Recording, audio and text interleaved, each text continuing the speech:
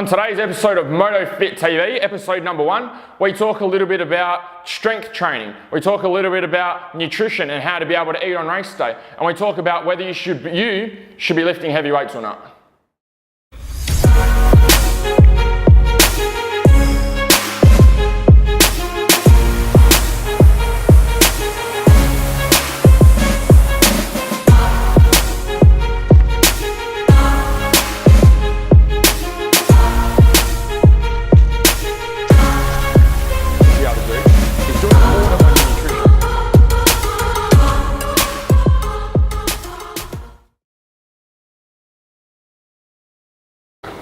Welcome to MOTOFIT TV. This is episode number 1, which I'm excited to be able to get underway. So this is going to be a TV series that we're going to be running, trying to be able to add more value, trying to be able to help riders and racers in motorsport to be able to be trained better, to be able to improve their nutrition, improve their performance, pretty much improve everything outside of the bike and outside of race day to help add extra value. So Jeremy's going to be reading out our questions for us. So if you guys have any questions at all that you'd like answered on the show, feel free to post them in the comments below, and then we'll be able to feature you on the show, because I want to try and help everyone as much as I possibly can and try and add as much value and help with your training outside of race day. So the first question, Jeremy's going to kick off with our first question.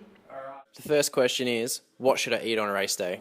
So this is a common one that we get a lot, being able to focus on what to eat for race day nutrition. Okay, and the common mistake that people make is or riders and racers make, is that they assume that because they're not eating junk food, that they're eating well for performance, when there's actually two different things. There's a very big difference between eating healthy, okay, and cutting out junk food, and actually eating for performance. So what we need to be able to do is just work on a little bit of basic education first with the types of foods that we have. So the first thing is we need to be able to make sure that all the foods you're having on race day are natural produce. So we don't want any refined products. We don't want to be having breads. We don't want to be having things like muesli bars. We don't want to be having lollies and chocolates and Powerades and Red Bulls and energy drinks and all these types of things which are heavily processed and refined and have a shit ton of sugar in them. What we want to be able to make sure is that we have natural produce going in. Now, the reason is because our body's designed to be able to have good quality fuels coming in. Okay, so think about your bike, right? What we want to do is we want to move away from putting shitty 91 unleaded, okay, from Caltex in your bike. No offense if you use 91, but what we want to be able to do is use a 98 or use an ELF racing fuel, and we want to put that inside you. Okay, now most racers rock up and they rock up with the 91 and they're not putting that race fuel in. So the first thing to be able to do is do an order on your nutrition. Have a look at everything you eat on a daily basis and cut out all the refined stuff. Pretty much anything that's coming from your pantry that has an expiry date longer than a week away, we want to be getting rid of, because it's got chemicals in it, it's got preservatives in it, it's got a whole heap of stuff that our body can't use as energy, that actually takes away energy rather than helps to promote energy. So that's the first thing, doing a general order on what you're eating and cutting out all the processed and refined foods. The second thing we need to do is be a little bit more specific and go, okay, how do we fuel ourselves correctly for race day? So there's a whole heap of things we can go over with this, but what I want to talk about today is carbohydrates. So within carbohydrates are our fuel source, our energy source for the body, okay, particularly during high intensity activity, which is you guys out on race day, out in training. So what we want to be able to make sure is we want to be able to make sure that we know the two different types of carbohydrates. Simple carbohydrates and complex carbs. So they're the two types of carbohydrates that we have. Now, using natural produce, we want to know a little bit about those. So complex carbs take about 3 to 4 hours to digest, are high in starch, take a while to be able to be broken down and used as energy. Okay, so it's a more long-term sustainable energy, but in the meantime, when we do have them, we feel quite heavy. So that's the first thing.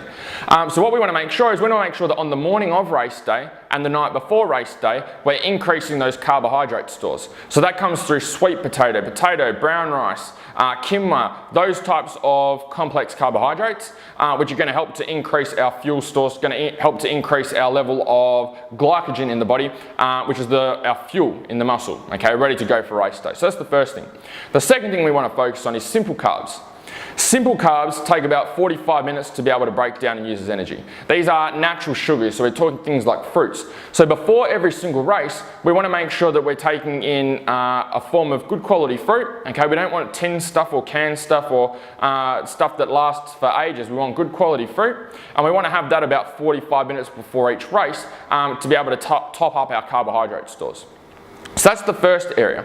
The second area we want to focus on, so that's focusing on energy. The next area that we want to be able to focus on is work on recovery. So we want to make sure that now we've got you in a peak state of energy, we've maximized your energy for race day, okay, you're performing a heap better. We want to make sure that now after every race, because you're performing better, you've got a heap more energy, we're working a heap harder, we want to make sure we recover you as best we possibly can. So think about carbohydrates as filling up the fuel tank. We fill you up, fill you up, fill you up, you're at 100%. Okay, we get to race, or our first race, we empty that fuel tank or part of that fuel tank. We want to make sure that we then top that back up so we can repeat that process all day. What we need to be able to do is we need to stop muscle breakdown. Anytime we have races or physical activity, so you're at the gym training, you're going mountain biking, whatever it is, the muscles start to break down if we don't repair them adequately. Okay, so what we need to make sure is that instead of coming in from our race, okay, and going and talking to your mum, your girlfriend, other people at the races, checking the bike, cleaning your helmet, doing all that sort of stuff, what that's doing is that's putting you into what we call a catabolic state. Okay, so what catabolic means is that the muscles are starting to break down. Okay, well, we want to avoid that. We want it to go into an anabolic state where we're actually using protein to help repair the muscles so that we can recover. As soon as those muscles start to break down, we start to get lethargic, we get tired, we get tight, we run out of energy. So especially for motocross, if you're looking at the MX Nationals, when we're getting to the last race of the day where it's the track's the roughest it's been all day, we're actually got the least amount of energy we had all day. So it's super important to be able to get on top of that. So they're the couple of areas that I just wanted to go through with you guys with regards to nutrition. So that's something you can actually implement in action and be able to get results from straight away, be able to apply it this weekend. So what's our, so on to the next question. What's our next question, Jeremy? Should I lift heavy weights? I've heard they cause arm pump. Cool, awesome. So another very, very common question is the whole debate on lifting weights. Some people say lift weights, some people don't say lift them, some people say lift them but only lift them light. Okay, there's a whole heap of, I suppose, rumours and speculation on what should be done rather than what actually needs to be done. Now the biggest thing that comes up with races is treat yourself, you need to move away from thinking of yourself as an endurance athlete, okay, and thinking more as a strength athlete. So a lot of riders and racers try and implement cycling and they go swimming and they go for long runs and they implement all this stuff, but the main thing they miss is that their bike's 100 kilos. Okay, we've got a 100 kilo bike compared to a 5 or 10 kilo cycling bike. We've got a 100 kilo bike compared to your body weight when you're running. We've got a 100 kilo bike compared to probably less than your body weight when we're swimming. Okay, which means that the distinguishing factor there is that not that we need endurance. Okay, we don't need endurance, which is an important fact, but it's not the main thing that we need. What we need is strength, okay? Because it doesn't matter how good your cardio is, how good your endurance is, if you don't have the strength to be able to throw 100 kilos around, you just don't have the strength, okay? It's not going to matter. So what we want to make sure is that we're getting you as strong as we possibly can, but we need to use the right movements. The movements that we need to use are what we call multi-joint movements. So these are things such as squats, deadlifts, overhead press, bent over rows, all with the barbell, okay, to be able to be performed correctly, because these are going to mimic the way the body moves ideally on the bike. The biggest mistake that a lot of guys make, guys and girls make, with their training is that they get out there in the gym, okay, and they lift the weights, and that's cool, but they use isolation exercises. They use exercises which involve training each specific area of the body independently, okay? So they're on machines, they're doing dumbbell curls, they're doing tricep extensions, whole heap of stuff. What we want to be able to do is we want to be able to make sure we train everything in one big system, exactly like we do on race day, and that's how we do that best through multi-joint movements. Okay, so being able to implement those multi-joint movements is going to be most beneficial for your training and racing, and it's also going to help promote strength more than what it promotes hypertrophy, whereas isolation exercises promote hypertrophy more than what they promote strength. So that's why it's important to be able to use those multi-joint movements with our strength training.